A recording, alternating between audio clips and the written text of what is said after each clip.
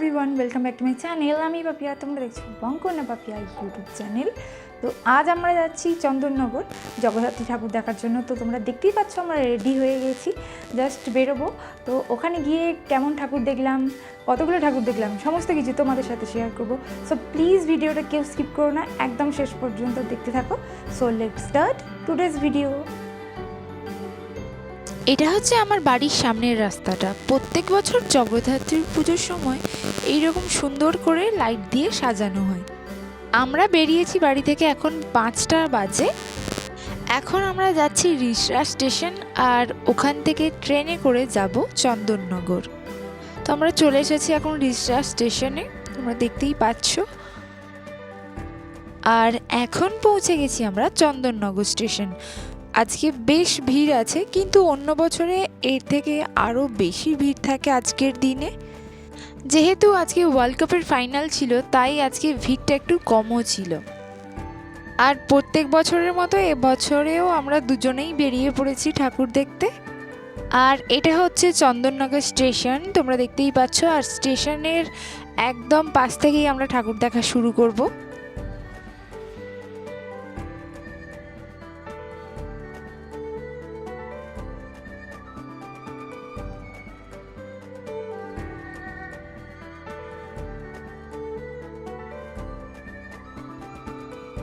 Station থেকে বেরিয়েই ডান দিকে একটা ফার্স্ট মণ্ডপ পড়ে, সেটা হচ্ছে খলিশানির মণ্ডপ। তোমরা অনেকেই এই মণ্ডপটা দেখেছো, দারুণ হয়েছে, অসাধারণ, বাইরে থেকে দেখতেই পাচ্ছ তোমরা।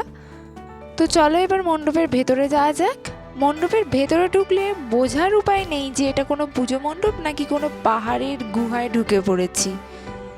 যেমনটা তোমরা ভিডিওতে দেখতেই পাচ্ছ, মণ্ডপটা বেশ বড়। তো চলো এবার তোমাদেরকে মাতৃ প্রতিমা দর্শন করিয়ে দিই। আমি আগেও এটা শর্টসে দিয়েছিলাম, তোমরা অনেকেই দেখেছো। আর প্রতিমা নিয়ে তো কোনো কথাই হবে না, জাস্ট অসাধারণ। ওখানে দাঁড়ানোর সময় পাচ্ছিলাম না, তাই না হলে সত্যি দাঁড়িয়ে কিছুক্ষণ দর্শন করার ইচ্ছে ছিল আমার। তো এবার মণ্ডপ থেকে বাইরে চলে এলাম, আর এবার খলিশানির আলোকসজ্জা তোমাদেরকে দেখিয়ে দিই। আলোকসজ্জা নিয়ে তো আর কোনো কথা হবে না, কিন্তু এই টাইপের লাইটটা না দেখে আমার ক্রিসমাসের কথা মনে পড়ে যাচ্ছে। ক্রিসমাসে না এইরকম বেল লাইটগুলো তোমরা দেখে থাকবে, কিন্তু বেশ সুন্দর লাগছে কিন্তু দেখতে। যাই হোক, দেখতে দেখতে আবারও একটা মণ্ডপে প্রবেশ করলাম। মণ্ডপটা বাইরে থেকে একবার দেখিয়ে দিই তোমাদেরকে। দেখতে যতটা সিম্পল লাগছে, দেখো অতটাও কারুকার্য করা নেই বাইরেটা, কিন্তু চলো এবার তোমাদেরকে ভেতরে নিয়ে যাই। বাইরে থেকে দেখে মণ্ডপটা যতটা সিম্পল মনে হয়েছিল, ভেতরটা তো একদম অসাধারণ কাজ করা। আর মণ্ডপটা বেশ বড়, বাইরে থেকে দেখে বোঝার উপায় নেই যে ভেতরে মণ্ডপটা এতটা সুন্দর। তো চলো পুরোটা একবার দেখিয়ে দিই তোমাদেরকে। খুব নিখুঁত কাজ আছে এর মধ্যে, সুতো দিয়ে দিয়ে খুব সুন্দর করে কাজগুলোকে ফুটিয়ে তুলেছেন এনারা। তো পুরোটা দেখিয়ে দিলাম তোমাদের। তো চলো এবার আরও একটু ভেতরে যাওয়া যাক। তোমরা দেখতেই পারছো একদম সিলিং থেকে শুরু করে মণ্ডপের দেয়ালগুলো পর্যন্ত সুন্দর করে সুতো দিয়ে, সমস্তটা সুতো দিয়ে কিন্তু হাতের কাজ করা আছে। অ্যামেজিং মণ্ডপটা, জাস্ট অসাধারণ। তো এবার চলে এলাম আমরা আরও একটা নতুন মণ্ডপে, এবং মণ্ডপের আগে আমরা দেখে নিচ্ছি সেখানের আলোকসজ্জা। আলোকসজ্জা তোমরা দেখতেই পাচ্ছ, অসাধারণ। চন্দননগরের আলোকসজ্জা নিয়ে তো কোনো কথাই হবে না। তো যেতে যেতে রাস্তার দুই ধারে দেখি এইরকম হ্যান্ডমেড জুয়েলারির কিছু কালেকশন। ব্যাস ওখানেই চোখটা আটকে গেল। কি করব বলো তো, প্রত্যেকবার ভাবি নিজেকে সামলিয়ে রাখবো, কিন্তু এত সুন্দর সুন্দর হ্যান্ডমেড কালেকশনগুলো দেখে আর লোভ সামলাতে পারি না। তো চলো তোমাদেরকেও একটু দেখিয়ে দিই কী কী কালেকশন আছে এখানে। এখানে প্রত্যেকটা জুয়েলারি হ্যান্ডমেড, প্রত্যেকটা জিনিস দেখতেই পাচ্ছ কতটা সুন্দর। কিন্তু প্রত্যেকবার যেখানেই যাব সেখান থেকে তো অনেক জুয়েলারি কিনে নিয়ে আসা সম্ভব হয় না, আর এখানে প্রাইসটাও বেশ ভালোই ছিল। তাই এখান থেকে শুধুমাত্র ইয়াররিং কিনেছিলাম। তোমরা দেখতেই পাচ্ছ স্টলটায় প্রচুর কালেকশন আছে, হ্যান্ডমেড ব্যাঙ্গেলস থেকে নেক পিস, ইয়াররিং, অসংখ্য কালেকশন ছিল। আর ভিড়ও ছিল প্রচণ্ড। স্বাভাবিক, মেয়েরা হ্যান্ডমেড জুয়েলারি দেখলে নিজেদেরকে সামলে রাখতে একদমই পারে না। তো যাই হোক, এবার মণ্ডপে ফেরা যাক। এবছর এসে দেখলাম ফটকগোড়া একটা মন্দির প্রতিষ্ঠা করা হচ্ছে, কাজ এখনও কমপ্লিট হয়নি। যে বছর আমি না প্রথম চন্দননগর ঠাকুর দেখতে আসি, সত্যি কথা বলতে সেই বছর থেকে ফটকগোড়ার ঠাকুর দেখে আমার চোখ আটকে গিয়েছিল। এই বছরও তাই, প্রত্যেক বছরই এমনই হয়, আমি এই ঠাকুরটার থেকে চোখ সরাতে একদম পারি না। এখানে আমি 10 মিনিটের মতো দাঁড়িয়েছিলাম, এত ভিড় থাকা সত্ত্বেও আমি এখান থেকে নিজেকে সরাতে পারিনি। তো কেন, সেটা তোমাদেরকে একবার দেখিয়ে দিই। দেখো একবার মাতৃ প্রতিমা, অসাধারণ। আর তোমরাই বলো, এখান থেকে কেউ কি চোখ সরাতে পারবে? আমি এটা শর্টসে আপলোড করেছিলাম কিছুদিন আগে, আর তোমরা সেটাতে অসংখ্য ভালোবাসা দিয়েছো। তা থেকেই বোঝা যায় যে মার থেকে সত্যি চোখ ফেরানো যায় না। ঠাকুর দেখা তো চলছে, তার সাথে সাথে একটু পেট পুজো না হলে কিন্তু হয় না। তাই চলে এলাম একটু ফুচকা খেতে। তো এখানে এসে শুনি 20 টাকায় 5টা ফুচকা। আগে জিজ্ঞাসা করতাম 10 টাকার কটা, এখন বলে 20 টাকার 5টা। দুদিন পরে তো দেখবো জিজ্ঞাসা করতে হবে 100 টাকায় কটা ফুচকা। ফুচকা প্রেমীরা এবার কোথায় যাবে বলো তো?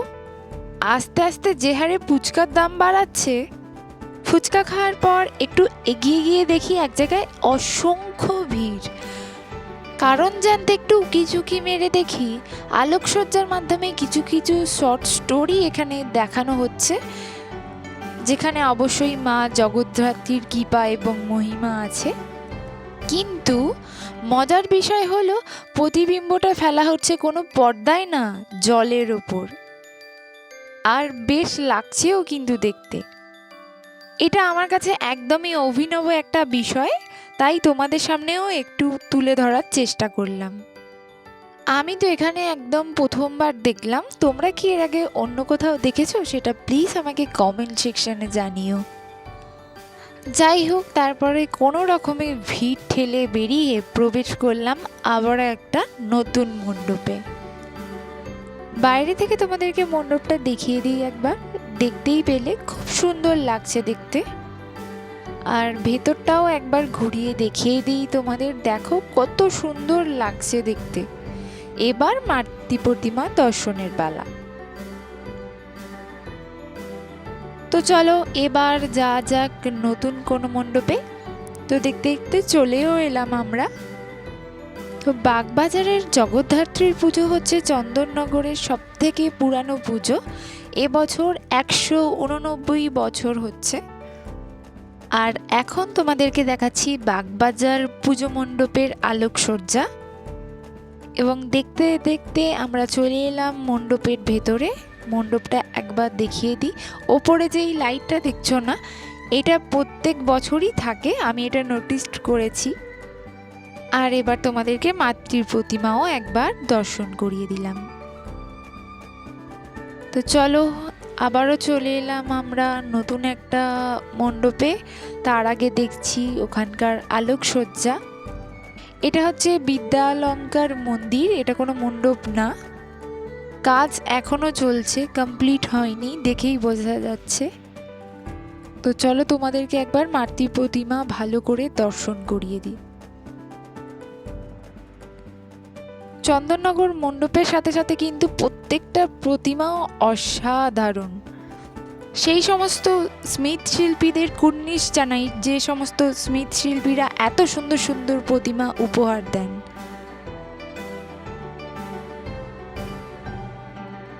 তো আবারও চলে এলাম নতুন একটা পুজো মণ্ডপে। এটা হচ্ছে পালপাড়া পুজো মণ্ডপ। এটা হচ্ছে মণ্ডপের সাইডটা। আমি ভেবেছিলাম প্রথমে এটা মণ্ডপের সামনের দিকটা, কিন্তু না, সামনের দিকটাও তোমাদেরকে একবার দেখিয়ে দেব। এটা হচ্ছে মণ্ডপের সামনের দিক। খুব সুন্দর লাগছে দেখতে, একদমই নতুনত্ব।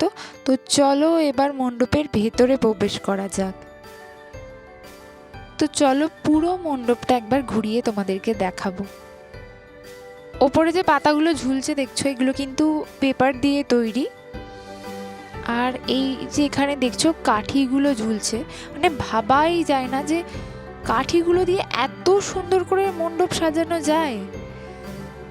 উপরের দিকটা তোমাদেরকে দেখিয়ে দিলাম কত সুন্দর করে ভেতরটা সাজানো হয়েছে, আর বেশ বড়ও কিন্তু ভেতরটা।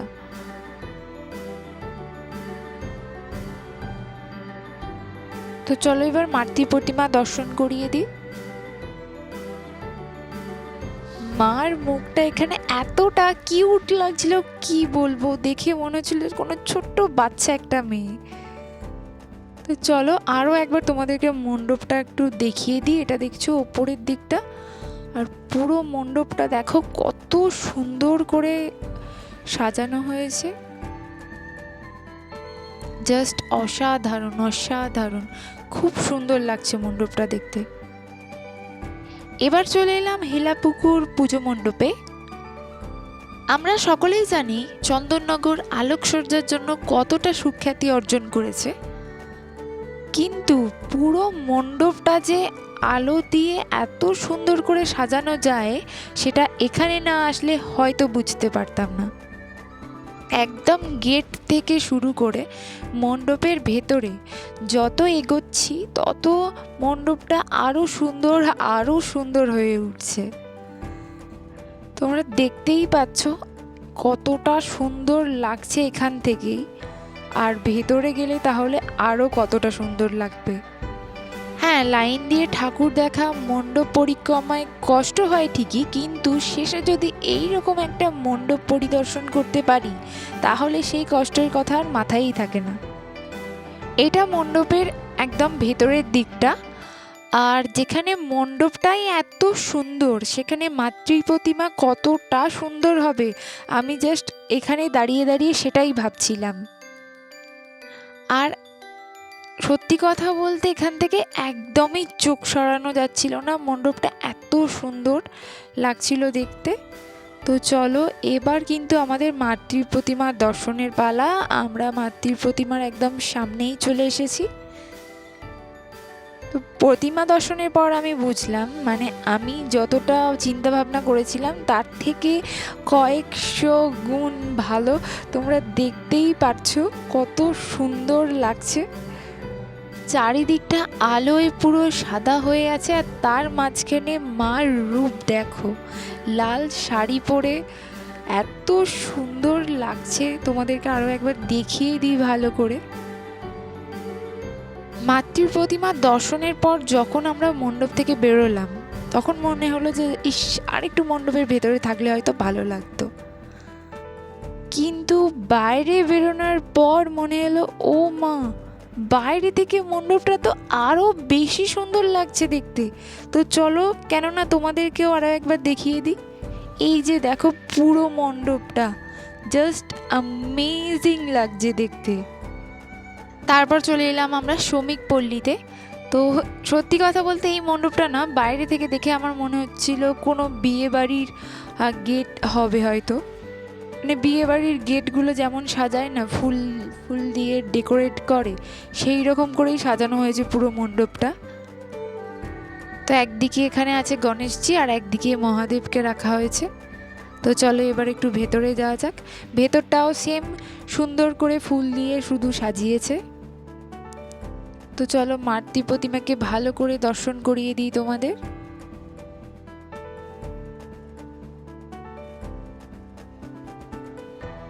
এই দিকটাও মহাদেবকে রাখা হয়েছে, বেশ ভালো লাগছে এখানে। আর এখানে দাঁড়িয়ে অনেকেই ফটো তুলছে, ভালো দেখতেও লাগছে। তো চলো একবার ওপরটা দেখিয়ে দিই তোমাদেরকে। ওপরটা দেখো খুব সুন্দর করে ফুল দিয়ে সাজানো হয়েছে, দেখে মনে হচ্ছে কোনো বাড়ির সিলিংয়ে এইভাবে ফুল দিয়ে সাজানো হয়েছে। আমরা চন্দননগরে এবছরে খুব সীমিত মণ্ডপ পরিদর্শন করতে পেরেছি, খুব কম সংখ্যকই মানে ঠাকুর দেখেছি, কারণ সময়ের অভাবে। তো যাই হোক, যতগুলো মণ্ডপ দেখেছি সমস্ত মাতৃ প্রতিমা এবং মণ্ডপ, তাদের আলোকসজ্জা, সমস্ত কিছু তোমাদের সামনে তুলে ধরার চেষ্টাও করেছি। তো আমার দেখা এবছর চন্দননগর জগদ্ধাত্রী পুজোর এটাই শেষ মণ্ডপ ছিল। এবার কিন্তু আমাদের বাড়ি ফেরার পালা। তো আমরা এখন চলে এসেছি চন্দননগর স্টেশনে। তোমরা দেখতেই পাচ্ছ সবাই এখন ট্রেনের জন্য ওয়েট করছি, কতটা ভিড় আছে স্টেশনটায়। তো আজকের ভিডিওটা তোমাদের কেমন লাগলো আমাকে কমেন্ট সেকশানে কমেন্ট করে জানাতে ভুলো না। ভালো লাগলে প্লিজ একটা লাইক এবং শেয়ার করো। আর আমার চ্যানেলে কেউ নতুন এসে থাকলে প্লিজ চ্যানেলটিকে সাবস্ক্রাইব করে পাশে থাকা বেল আইকনটিকে প্রেস করে দিও, যাতে আমার নেক্সট ভিডিওর নোটিফিকেশান সবার আগে তোমাদের কাছে পৌঁছে যায়। খুব তাড়াতাড়ি দেখা হবে নতুন কোনো ভিডিও নিয়ে। টাটা।